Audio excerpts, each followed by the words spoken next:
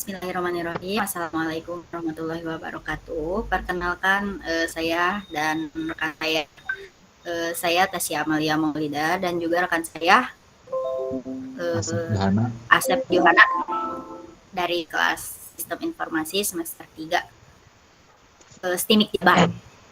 Ini saya akan sedikit memaparkan tentang laporan desain dan manajemen proses bisnis dari Klinik Malangbong Medika 24 jam yang akan dimulai oleh rekan saya terlebih dahulu, yaitu ada Asep Jana. Mangga dipersilakan. Baik, terima kasih. Assalamualaikum warahmatullahi wabarakatuh. Eh, Langsung wae teh. Ya,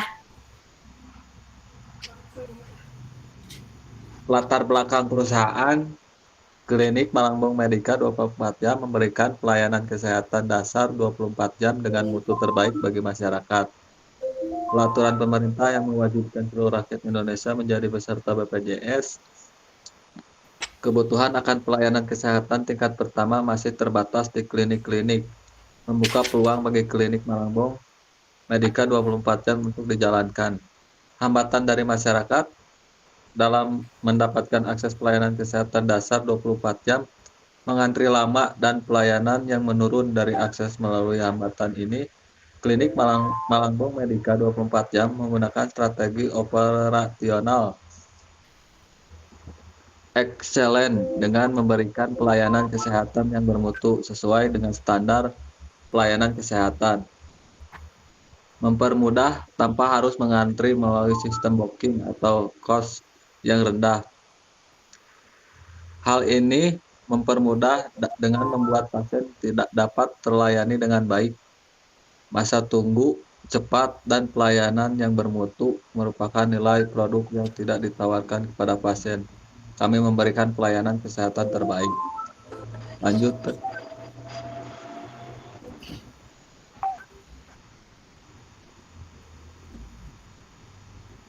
Visi dan misi perusahaan. Visi perusahaan menjadi pusat pelayanan kesehatan pilihan keluarga terkemuka dan terbaik di Malangbong. Misi perusahaan memberikan pelayanan kesehatan terpadu sesuai keinginan pasien dan keluarga pasien. Menjalankan pelayanan kesehatan dengan pelayanan prima dilaksanakan oleh tenaga profesional. Menyelenggarakan pelayanan kesehatan dengan mengutamakan kepuasan pasien. Berupaya meningkatkan kualitas dan kuantitas sarana dan prasarana pelayanan di semua bidang secara terus-menerus dan berkesinambungan. Meningkatkan kualitas sumber daya manusia sesuai dengan perkembangan ilmu pengetahuan dan teknologi. Menciptakan lingkungan kerja yang sehat dan harmonis.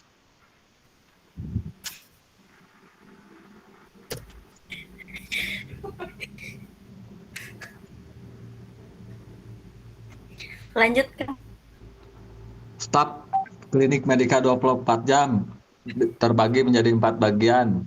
1 dokter umum, 2 admin, 3 perawat, dan 4 farmasi atau apoteker.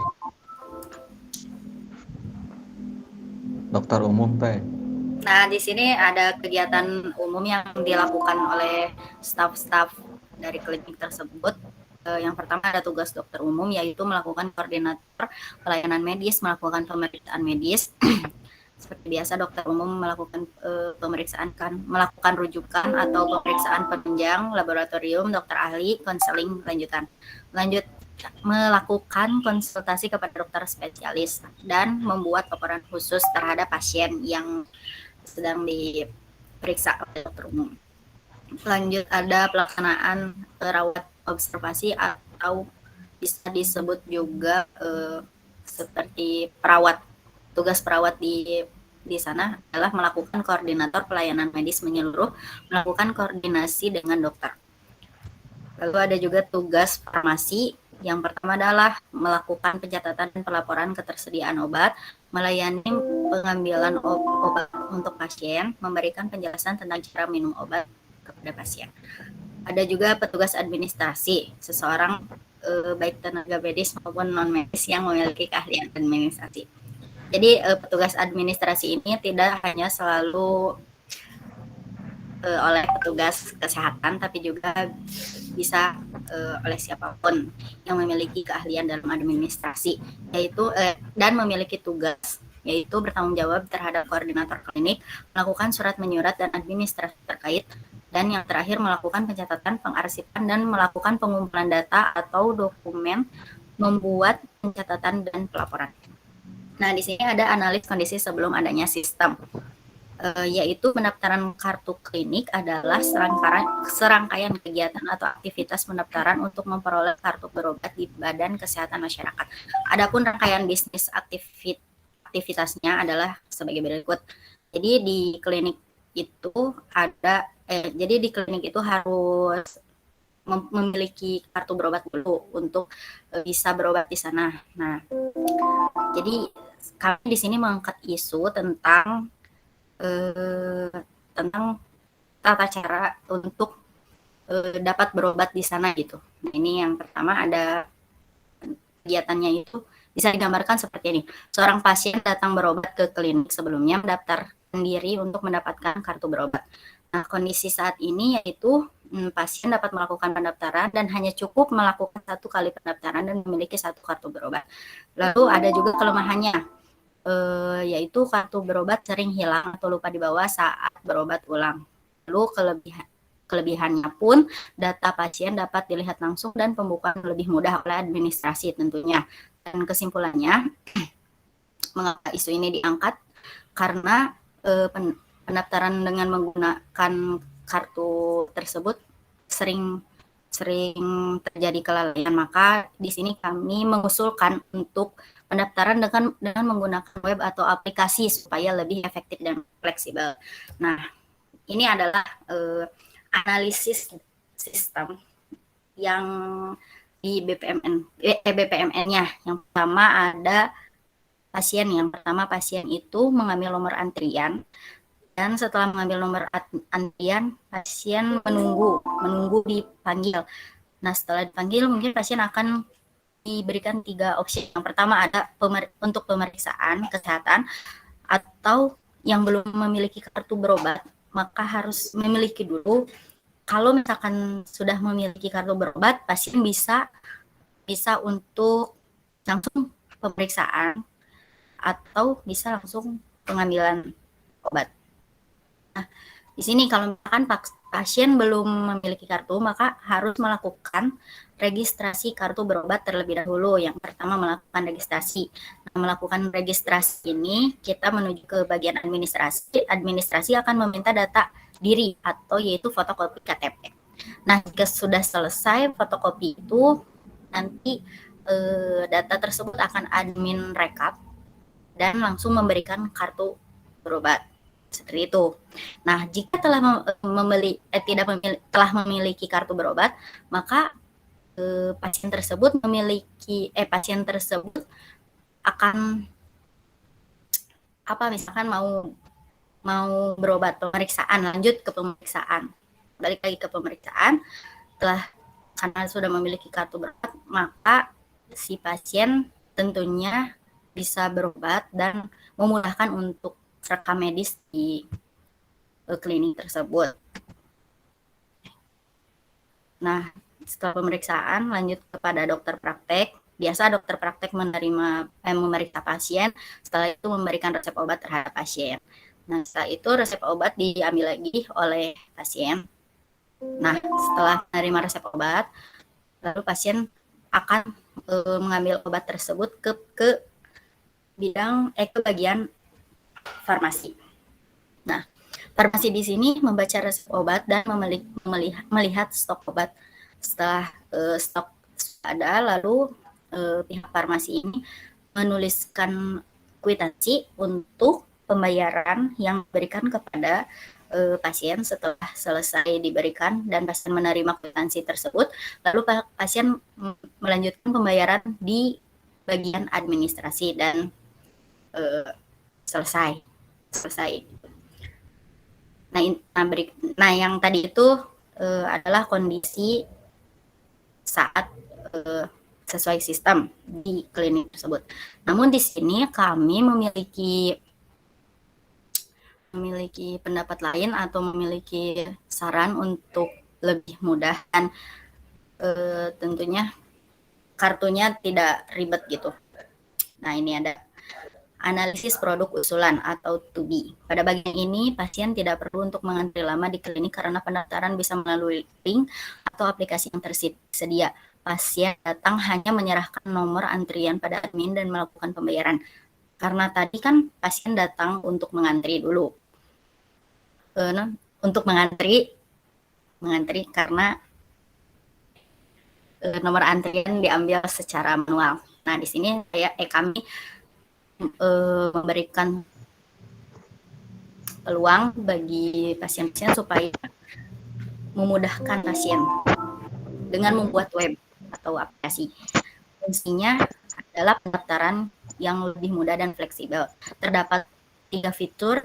Yang pertama adalah ada mendapatkan kartu berobat dengan mudah di web tersebut dengan hasil e-card. Lalu ada mendapatkan nomor antrian dengan mudah, dapat melihat ketersediaan ruang rawat inap. Jadi pasien dapat melihat fitur-fitur ini di rumah atau dimanapun. Lalu terkait dengan kondisi saat ini yaitu yang pertama harus membuat kartu berobat baru jika hilang atau lupa membawa. Yang kedua ada antri pada registrasi ulang. Yang tentunya antrinya itu akan membutuhkan waktu yang sangat panjang jika klinik sedang penuh pasien.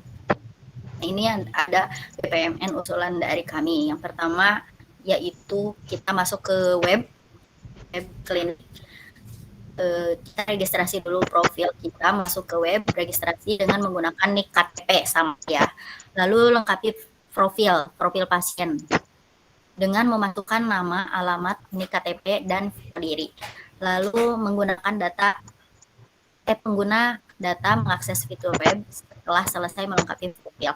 Jadi fitur web dapat diakses setelah melengkapi profil diri. Nah, fitur ini tadi yang telah dijelaskan, terdapat 3. Yang pertama untuk kartu berobat, yang kedua dapat melihat ketersediaan rawat inap, dan yang ketiga dapat mendapatkan nomor antrian dengan mudah. Nah, kalau misalkan belum mendapatkan kartu berobat, kita meregistrasikan KTP seperti biasa dengan di-scan. Lalu setelah selesai akan mendapatkan kartu berobat berupa e-card. Nah, kalau selesai, kita bisa mengakses melihat ruang rawat inap, terus mendapatkan nomor antrian. Nah, jika telah mendapatkan nomor antrian, kita bisa langsung menuju ke klinik dengan memberikan nomor antrian yang telah kita dapat di web tersebut. Langsung saja masuk ke bagian admin, lalu nanti admin akan memanggil nomor antrian dan menanyakan keperluan pasien serta mengarahkannya. Jika pasien akan berobat, mungkin akan diarahkan ke dokter yang tersedia, seperti itu. Lalu jika selesai,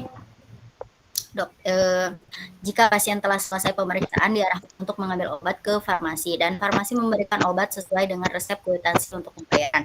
Setelah selesai, lalu kwitansi itu diterima oleh pasien dan pasien menyerahkannya kepada bagian administrasi untuk pembayaran obat yang telah dibawa, seperti itu, obat sesuai resep. Lalu selesai. Mungkin seperti itu analis produk usulan dari kami, karena yang awalnya itu ribet seperti ini. Untuk mendapatkan nomor antrian dan juga kartu berobat itu sangat lama kalau misalkan kita sedang urgent sakitnya. Jadi kita buat menjadi sesimpel mungkin dengan mengambil nomor antrian di web, seperti itu. Dan ini daftar pustakanya. Ini mengambil dari blog serta BPMN Business Process Model. Cukup sekian presentasi dari kami. Mohon maaf bila terjadi kesalahan kata atau materi yang kami paparkan tidak sesuai. Mohon maaf. Dan Wassalamualaikum warahmatullahi wabarakatuh.